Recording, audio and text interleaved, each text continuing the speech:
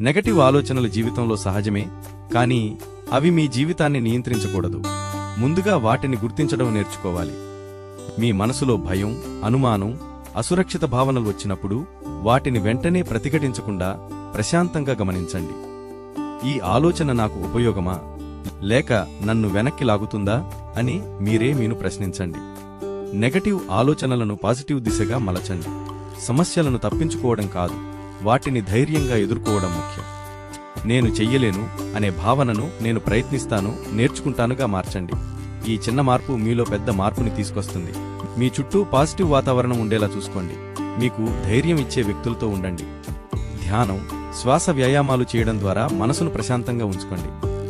చాలాసార్లు నెగటివ్ ఆలోచనలు భవిష్యత్తు గురించి భయం లేదా గతం గురించి బాధ వల్ల వస్తాయి.